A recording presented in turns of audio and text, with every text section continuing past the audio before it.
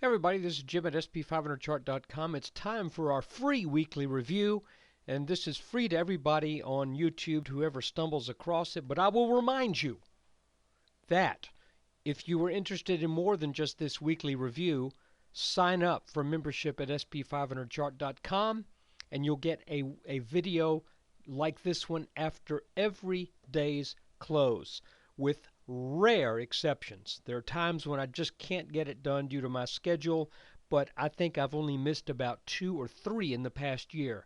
So check out what it costs to subscribe. I'll give you a hint, it's less than a cheap cup of coffee per day.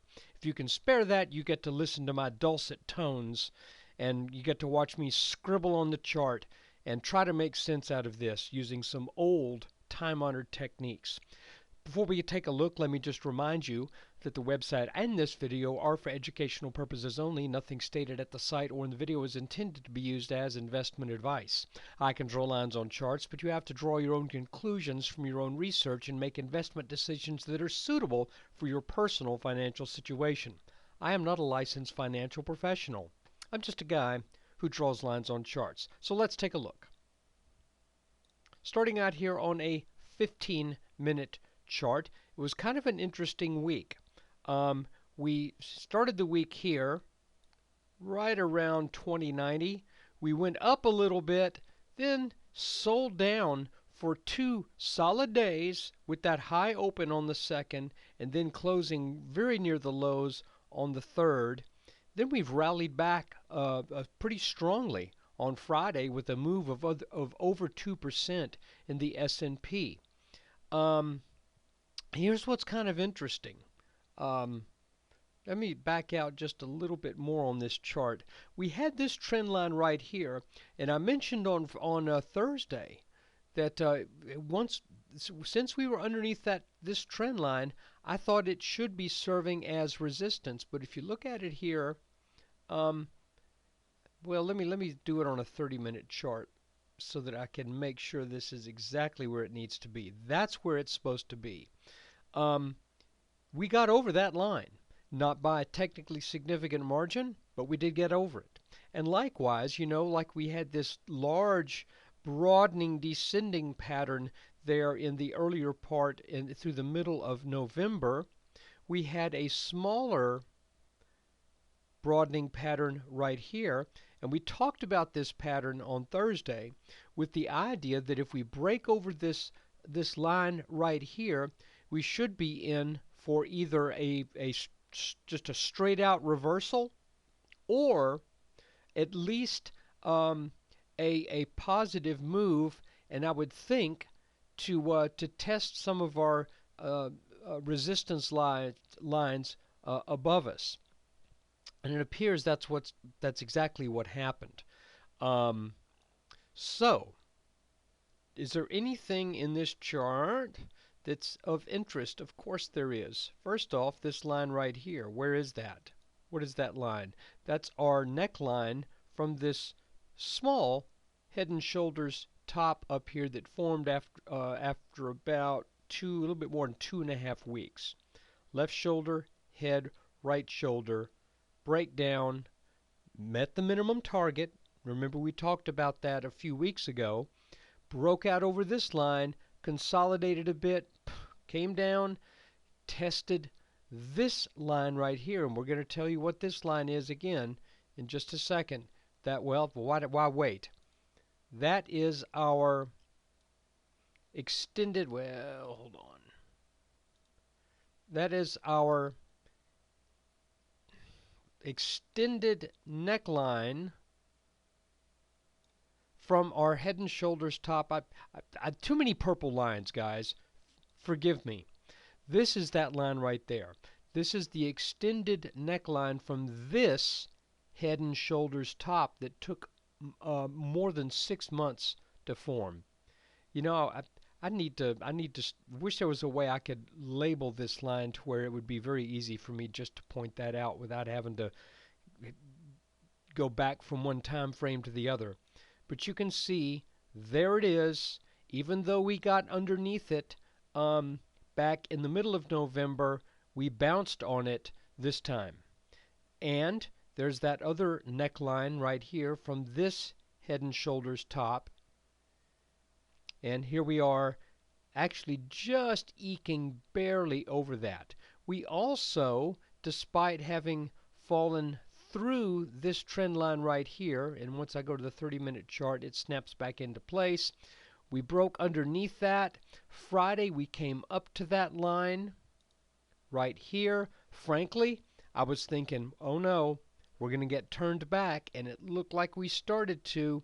Then we rallied back up to this this line here, bounced under it for just a little bit, then just barely got over that in the latter part of the session. So what's this line? Again, that is that extended neckline from this little Head and Shoulders top. The good thing is that the call we issued on Thursday that getting over this line would result in a rally, or at least the beginning of a rally. Keep in mind, when trends change, they don't always just go straight up like this. A lot of times you'll get over a line, then you'll come back, test it, and then you'll come up again.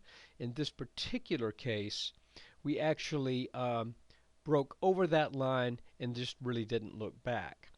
So, where do we sit in relation to some of our resistance lines right here? Well, I got to back out of the chart again to remind you that the purple line right here, I believe, is the best place for us to have what I think is a long-term line of resistance.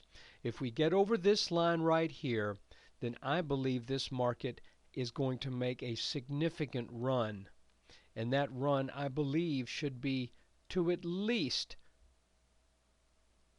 the 2390s. Now, what about this gray line that we were looking at right here? Okay, that is a shorter-term resistance line that is drawn over two of our last significant tops. This one in the first week of November, and this one right here. Actually, that would also be the first week of December. So we have about a month here. So the goal here is to get over these two lines right here, to overcome this and overcome that. And I still think it's going to happen. And the reason I think it's going to happen is because, remember, we have this double dip back here that when we broke out over this line that I'm highlighting right here, if this serves as a sort of a double bottom, even though it's not a bottom, you know what I mean, it's two dips with support kicking in at almost the exact same spot. There's the point of resistance in between. Let's put it in a 2-hour chart so it makes a little bit more sense. There's the dip. There's the second dip. Got over that. Back tested that line perfectly. And by the way, this line has been on this chart for a long time. And when we tagged it, that's exactly where it was. I have since extended it out to the right a little bit, so it shows that it was updated on December 3rd. So there's that double dip. We get over that, and by virtue of the fact that we are over this line, and with the successful back test, that tells us that we should be expecting 2188. Now, what does that mean? Well, I'll say it again. If we get to 2188, we have to be over this line right here. Okay?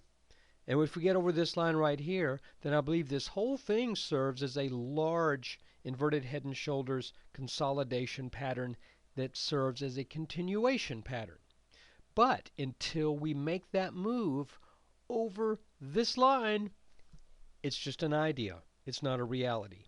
Get over this, and I think we start to see the wheels turn that will grind the S&P up to 2188 and beyond into the high 2300s. Call it almost 2400. So, guys, it was I tell you where the week was weak. Kind of a play on words there, but it was a weak week when this line gave way, that channel line. And it was a little bit weak when we bounced and we got back over this line. So let's see if, even though at the lows on the third we were more than 1% underneath this line, but this might be one of those times where the trend is just going to buck here and we're going to move up. So guys, I think that's really about all I've got to say. If there's a line underneath us, it should be considered support. If there's a line above us, it should be considered resistance. Let's see if this S&P has legs to get up over some of these resistance lines. Finally, just one more little thing that's interesting to note. You know, we had this little triangle back here, and this is a very, very, very, very minor point. It is just sort of interesting, though, when we look at where the market topped out. Well, I shouldn't say topped out. If we look at where the market high was on Friday, it was right at that apex level from this little pattern here. I don't think that means that much, just something interesting to point out. A lot of times when you have trading in a triangle pattern where the support and resistance lines meet, often have technical significance. So guys, there's your video for the week ending December 4th, 2015. Thanks for taking time out of your day to watch it. And if you're not a subscriber, think about it. You know, it's really, go there, find out what it is. It's not much at all. And I think that this is a very interesting exercise. If you can just buy me a $1 cup of coffee every day of the week, and that's more than what it costs to sign up to be a daily subscriber to sp500chart.com. So look, we'll have videos throughout this upcoming week. Thanks again for watching. Take care.